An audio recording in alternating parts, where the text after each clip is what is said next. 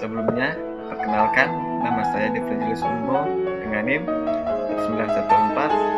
1914-2010-184.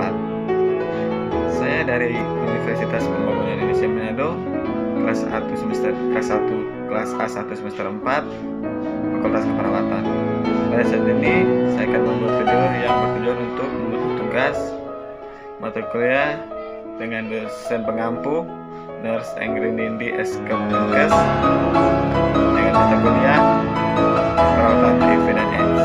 Baiklah, saya akan menjelaskan sedikit tentang penyalahgunaan nafsa. Penyalahgunaan nafsa merupakan pola perilaku yang bersifat patologik dan biasanya dilakukan oleh individu yang mempunyai kepribadian yang rentan dan mempunyai risiko yang tinggi. Nafsa merupakan singkatan dari narkotika, psikotropika, dan zat adiktif lainnya. Narkotika dan psikotropika sudah tercantum di dalam undang-undang, sedangkan zat adiktif merupakan zat yang seharusnya kita perlukan sehari-hari. Ketergantungan narkotika menyebabkan gangguan pada otak dan menimbulkan perubahan perilaku, pikiran, dan perasaan. Daya rusak narkotika lebih serius dibandingkan korupsi dan terorisme karena narkotika merusak otak secara permanen. Diperkirakan 40-50 orang perharinya meninggal dunia karena narkotika. Tidak ada wilayah yang bersih dari narkotika. Jalur masuk narkotika sangat terbuka, terutama melalui jalur laut dan pelabuhan yang tidak resmi atau jalan tikus. Nafsa bersifat psikotropika dan psikoaktif yang mempunyai pengaruh terhadap sistem saraf. Biasanya digunakan sebagai analgetika atau pengurang rasa sakit dan memberikan pengaruh pada aktivitas mental dan perilaku, serta digunakan sebagai terapi gangguan psikiatrik pada dunia kedokteran. Secara farmakologik yang termasuk nafsa antara lain ganja, morfin, sabu, ekstasi, marijuana, atau kokain dan pil koplo. Faktor-faktor penyebab timbulnya penyalahgunaan nafsa dapat berasal dari dalam individu dan di luar individu. Faktor yang berasal dari dalam individu seperti individu yang memiliki kepribadian yang berisiko, tidak dewasa, tidak sabaran, mempunyai toleransi frustasi yang rendah, tertutup, senang mengambil risiko yang berlebihan, dan mempunyai kepercayaan diri yang rendah. Faktor yang berasal dari luar individu seperti lingkungan keluarga yang tidak harmonis, lingkungan sekolah yang tidak memadai, dan lingkungan masyarakat. Di sini ada beberapa pencegahan dan penanggulangannya, antara lain yang pertama, program informasi. Dalam memberikan informasi, sebaiknya dilakukan secara hati-hati dan menghindari informasi yang bersifat sensasional dan ambisius.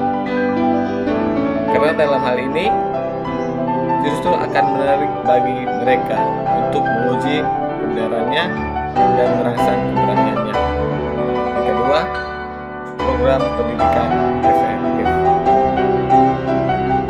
Program ini bertujuan untuk mengembangkan kepribadian dan kedewasaan pribadi, meningkatkan kemampuan dalam mengambil keputusan yang bijak, mengatasi tekanan secara efektif, meningkatkan kepercayaan diri, menghilangkan gambaran negatif mengenai diri sendiri, dan meningkatkan kemampuan berkomunikasi. Yang ketiga, program menyediakan pilihan bermakna. Konsep ini bertujuan untuk mengalihkan penggunaan zat adiktif pada pilihan yang lain, yang diharapkan dapat memberikan kepuasan bagi kebutuhan manusiawi yang mendasar, yaitu bio, psiko, sosial, dan spiritual. Yang keempat, pengenalan diri dan intervensi dini. Mengenal dengan baik ciri-ciri anak yang mempunyai risiko yang tinggi untuk menggunakan nafsa merupakan suatu langkah yang bijak, baik berada dalam taraf coba-coba, iseng, pemakaian tetap, maupun yang telah ditinggalkan. Kemudian segera memberikan dukungan moral penanganan apabila anak mengalami atau menghadapi masa krisis dalam hidupnya. Kelima, program pilihan keterampilan psikososial. Program latihan ini diterapkan atas dasar teori pengajar yang mengatakan bahwa gangguan penyalahgunaan nafsa merupakan perilaku yang dipelajari oleh individu dalam lingkup pergaulan sosial. Keterampilan ini mengajarkan kepada remaja agar mampu mengatakan tidak, serta mengembangkan keberanian dan keterampilan untuk mengekspresikan kebenaran, sehingga remaja terbebas dari rujukan dan tekanan kelompoknya. Masuk dalam penanganan, melepas diri dari kecanduan nafsa atau narkotika bukanlah perkara yang mudah. Pasien harus memantapkan diri dan memperkuat usaha dalam memperoleh hasil yang diinginkan. Terbuka dengan keluarga dan kerabat sangat dianjurkan guna mempermudah proses penanganan yang akan dilakukan.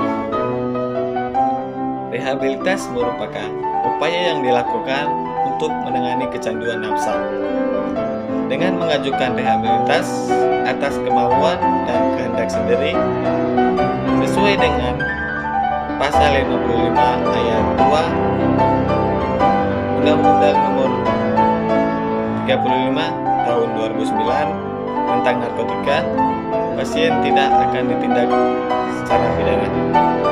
Di Indonesia, rehabilitas memiliki 3 tahap, yakni detoksifikasi merupakan tahap di mana dokter memberikan obat tertentu yang bertujuan untuk mengurangi gejala putus obat yang muncul. Yang kedua, terapi perilaku kognitif. Beberapa tujuan terapi perilaku kognitif antara lain untuk mencari cara mengatasi keinginan menggunakan obat di saat kambuh dan membuat strategi untuk menghindari dan mencegah kemunculan keinginan menggunakan obat. Pada tahap ini, pasien akan dibantu oleh psikolog atau psikiater. 3. Bina lanjut. Tahap ini memungkinkan pasien ikut serta dalam kegiatan yang sesuai dengan minat.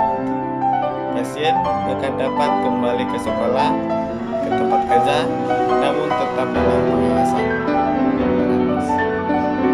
Di bagian YouTube ini, saya ingin mengajak teman-teman yang sudah lulus SMK dan SMA, tetapi masih bingung mau masuk perguruan tinggi yang mana. Saya akan merekomendasikan perguruan tinggi Universitas Pembangunan Indonesia Manado, khususnya pada Fakultas Keperawatan, karena sudah terakreditasi oleh Badan Akreditasi Nasional Perguruan Tinggi. Untuk pendaftarannya bisa langsung datang ke kampus Universitas Pembangunan Indonesia Manado dan bisa juga diakses secara online di link yang akan saya berikan. Terima kasih.